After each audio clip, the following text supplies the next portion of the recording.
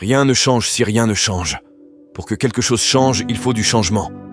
On dit « j'ai peur de changer ». Et je réponds « c'est normal, c'est compréhensible. Mais à quel point avez-vous peur de ne pas changer ? Imaginons un peu. Vous avez 35 ans. Vous détestez votre boulot. Quelles sont les conséquences ? Vous n'êtes pas motivé. Vous ne voulez pas sortir du lit le matin. Vous commencez à déprimer. Vous devenez amer, rancunier, cynique. Vous êtes démotivé au travail. Vous ne faites pas du bon boulot et vous commencez à vous recroqueviller. Maintenant, projetez-vous dans 10 ans. Vous n'avez rien changé, rien réparé. Que se passe-t-il ? Vous serez dans la même situation, mais tenant plus vieux. Et si vous ne pouvez pas sortir de cette situation maintenant, qu'est-ce qui vous fait croire que vous pourrez en sortir dans 10 ans ? Vous ne voyez que ce qui est devant vous, pas ce qui est au-dessus. Je ne peux pas changer le début, mais pourrais-je changer le milieu ?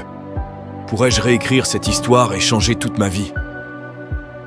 Tout le monde est paralysé par les décisions, mais on ne sait jamais comment l'autre option aurait tourné. Par exemple, vous ne faites pas d'études supérieures et vous lancez une entreprise. Vous aviez 100% raison. C'est énorme. Vous réussissez brillamment. Mais à cause de ça, vous devez prendre l'avion pour une grande réunion en Amérique et votre avion s'écrase. Vous mourrez. Ce serait une mauvaise idée, non ? Le changement est inévitable. Soit vous changez pour le pire, soit pour le meilleur. C'est vous qui décidez. J'espère que je ne crois pas plus en vous que vous ne croyez en vous-même. Écoutez-moi bien, la transition va être difficile. Je ne vais pas vous mentir. Passer de la rue à l'obtention d'un diplôme n'est pas facile. Pour qu'un homme ou une femme passe d'un niveau à l'autre, ce qu'ils veulent doit être plus grand que ce qu'ils ont actuellement. Je ne suis pas venu vous dire que vous allez finir vos études. Je suis venu vous demander... Et après ? Pour moi, c'est le prix Nobel. Je pense toujours aux autres qui traversent une vie plus dure que la mienne. Et si je devais échanger ma place, si je pouvais écrire mes problèmes sur un papier et vous les vôtres, et qu'on échange ces papiers, je penserais que j'ai une vie si dure. Vous aussi peut-être.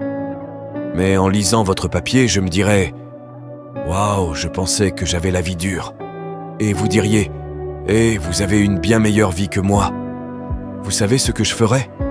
Je dirais « Rendez-moi mon papier. » Je reprends mes problèmes. Je ne me suis pas mis dans une position d'apitoiement en me demandant « Pourquoi moi ? Pourquoi pas moi ? Pourquoi ne devrais-je pas traverser ça ? Il ne peut jamais y avoir de bien sans un peu de mal en chemin. Il doit y avoir un défi, une lutte, des revers. Vous ne pouvez pas penser que vous n'êtes bon que pour les bonnes choses. À quel point êtes-vous bon quand vous êtes au plus bas dans votre vie ?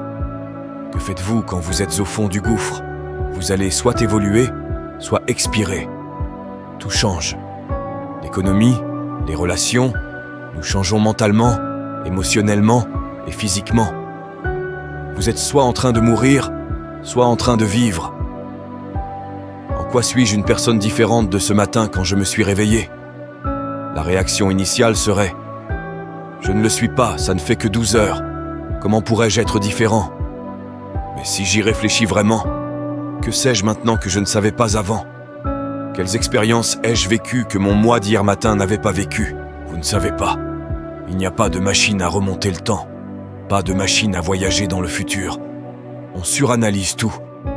La seule chose qui me semble pratique est « Êtes-vous heureux ? Êtes-vous heureux aujourd'hui ? » Ça semble être la bonne chose. C'est important. 16-30 secondes, c'est votre vie qui passe, une opportunité de changer. C'est votre prérogative. Voulez-vous continuer sur le chemin actuel de votre vie ?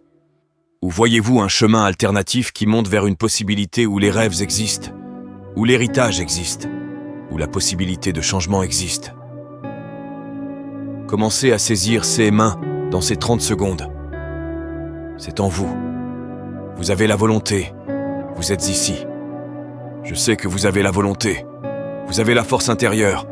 Vous avez le désir de changement. On ne vit qu'une fois, alors faites ce qui vous passionne.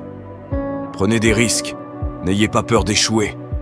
Comment connaître la vraie force si vous n'avez jamais goûté à la faiblesse ? Si vous n'avez jamais été au fond du trou ? J'ai dû demander quelque chose et j'ai réalisé qu'il faut traverser cet enfer. C'est comme ça. Tant que vous vivez, vous devez continuer à avancer.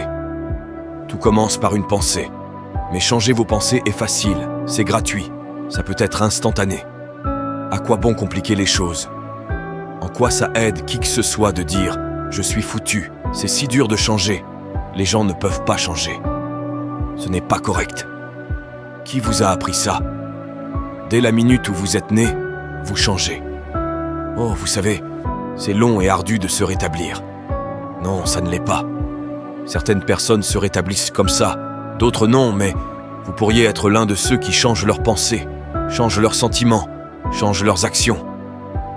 Après tout, quand ressentez-vous l'émotion positive associée au bonheur? La réponse n'est pas quand vous avez atteint un objectif, mais quand vous en poursuivez un. Ne réalisez-vous pas que les excuses vous tueront? Elles détruiront votre bien-être et plus vous faites d'excuses, moins vous ferez d'efforts. Il y a 1 million de choses que j'ai mal faites. C'est parce que je n'ai pas fait quelque chose qui m'aurait envoyé ailleurs. Mais je n'en ai aucune idée. Vous ne savez pas. Si vous n'appliquez pas ce que vous entendez et que ça passe au-dessus de votre tête, vous manquerez votre moment. Rien ne change si rien ne change, mec.